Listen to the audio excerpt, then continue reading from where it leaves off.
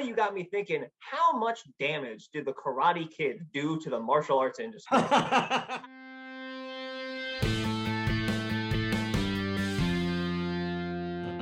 That's why I always like those movies where it's like there's a lot that have done this bit before where there's a guy, he's down on his luck, and then he winds up running into his old high school bully, and his bully's like, we're fighting on the 30th of next month. You have like 30 days and I'm gonna beat you down. Yeah. And then that guy isn't training, he's like drinking beer and looks like shit. And then like the little dorky, like Rick Moranis looking dude goes into like a martial arts gym, and there's just like some instructor with his legs up. He's like clearly hung over with like beer bottles everywhere. And the guy's like, I want to learn how to fight. And the guy's like, no. And then he like eventually gets convinced to like be the guy's trainer. And then he is just that. He's a terrible person, an alcoholic, smells like shit, same clothes for the last 3 days, but he damn sure teaches that guy how to fight. But that is it. Like the dude's not asking him anything else. He's not like, dude, man, this mortgage payment. Can you help me out? Like I'm trying to refinance. Nothing. Right. He's just like teaching them how to fight people, and that's it. And like those are the best, because in my mind, I'm like, sadly enough, that's what like martial arts instructors are most like. Like it's weird that you point out, because I was thinking, like, I saw the first few episodes of Cobra Kai. I'm like, that's what Cobra Kai was, 100%. Yeah. And it's funny you point that out, because that absolutely is a trope. Like that is a trope in things now. And yet still, when people go into a martial arts dojo, it's just like absolute respect. You can totally run my life now. Yeah, it's like, are you Miyagi or are you Cobra Kai? Like Miyagi was just like his name wasn't even sent. He was Superintendent Miyagi. You know, he was a janitor. He's a damn janitor. All right. Like, right. You can't take this guy's advice outside of martial arts. He's got all the skill and he's still like a maintenance man. Yeah, he's like don't take career advice from him.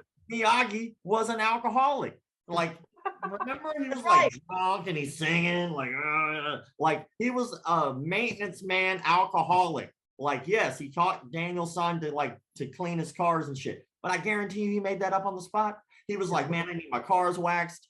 It matters. I guess they're the same. Do it. And then he treated it like this major life lesson. It's like, no, you got taken advantage of by the damn maintenance man. and Daniel's parents are stupid from letting their child spend this much time with a random man they don't know. I agree. I think we really need to sometime to really break down all the issues with Cobra Kai in general. But now you got me thinking, how much damage did the Karate Kid do to the martial arts industry? How far did it set us back? Like, people watch this and like, oh, like an alcoholic maintenance man, I should definitely let my child trust this person with all their life decisions. That's what the movie was. That's a great thumbnail too. Miyagi was an alcoholic superintendent. Like he was an alcoholic maintenance man. Like, now granted, there was some life lessons in there, but facts is facts. I'm just saying. Yeah, like it worked in the movie because movies are fake. Right.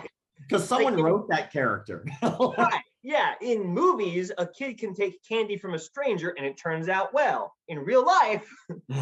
Well, like, you know, to put that into what we're talking about now, how that would really work is Miyagi would be a drunk maintenance man still. Nothing would have changed there. But then he would be molesting Daniel-san on the side.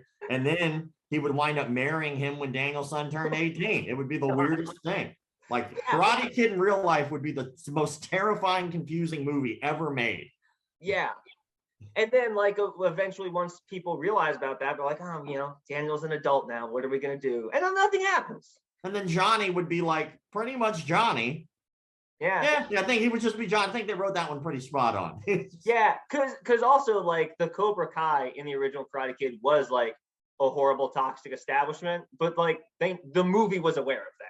Yeah, it's like that was purposeful. You know, the movie was half right. They got one kind of bad martial arts and not the other.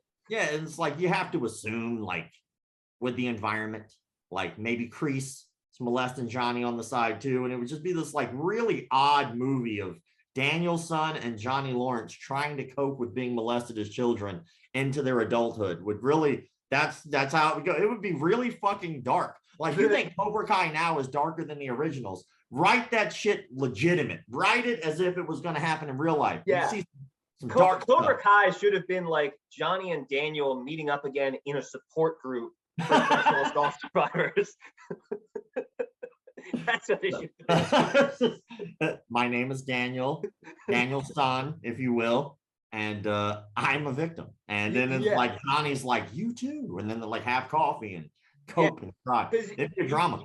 You look at like the original Karate Kid and like Mr. Miyagi and the Cobra Kai place, like how close are those two things to the principle of the android? Too close is the answer. Closer than I would like them to be. And these kind of tropes, now, man, I got to make a whole video on like Hollywood tropes of martial arts and how damaging it is to the industry. Because those tropes, it's not how it works. No, it's not how anything works. In real life, that's just not how this is going to be. Like I'm telling you right now, Johnny Lawrence, like he would never take up students. He would never start Cobra Kai up again because he would be too busy with self-loathing more than already to be able to cope with reality after he got his ass whooped and molested by his instructor. And then Daniel's son like meets him for coffee one day and he's like all hoboed out. And Daniel's son's like doing well on the surface, but underneath just can't cope. And then these two people come together in this beautiful moment of understanding that they were both molested as kids. And then they wind up like supporting each other. And like, it would be a straight up drama. Like that would be a beautiful show that nobody would watch.